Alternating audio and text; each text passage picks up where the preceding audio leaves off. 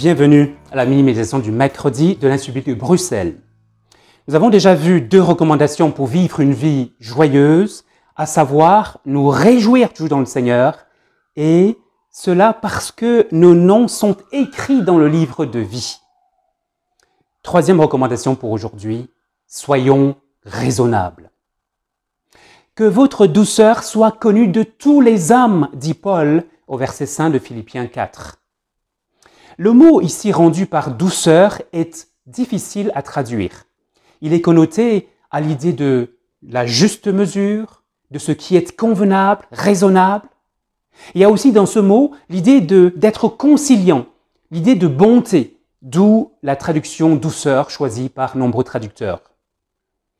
Un homme doux ou raisonnable est un homme éloigné des excès de l'agressivité et de la passivité.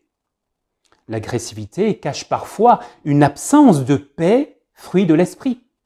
Et le texte nous invite à nous tenir éloignés de ce pôle extrême de l'agressivité. Et en même temps, Paul nous invite par ce mot à nous tenir éloignés de l'excès inverse qui est la mollesse, la nonchalance. Jésus, celui qui est doux de cœur, c'est un autre mot en Matthieu 11, verset 28, Jésus a fait un fouet de cordes pour chasser les vendeurs hors du temple. Jean 2, verset 15. Nous avons donc à être doux, raisonnables, en étant fermes et en étant en paix avec tous. Et de manière assez réaliste, Paul nous dit en Romains 12, verset 18, « S'il est possible, autant que cela dépende de vous, soyez en paix avec tous les hommes. » Le verset implique que parfois, il peut ne pas y avoir de paix, parce que tout ne dépend pas que de nous.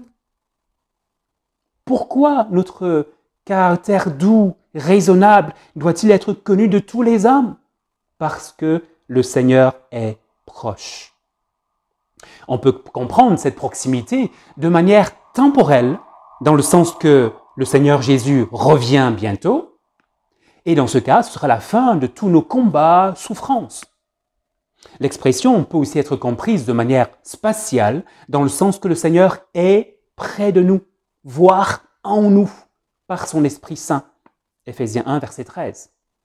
L'Esprit de Dieu demeurant en nous, nous n'avons pas besoin de nous laisser emporter par l'excès coupable de l'agressivité ou par l'excès inverse, mais tout aussi coupable, de la mollesse ou de la nonchalance. Parce que le Seigneur est proche, nous avons donc à rester raisonnables, loin de l'agressivité et de la nonchalance.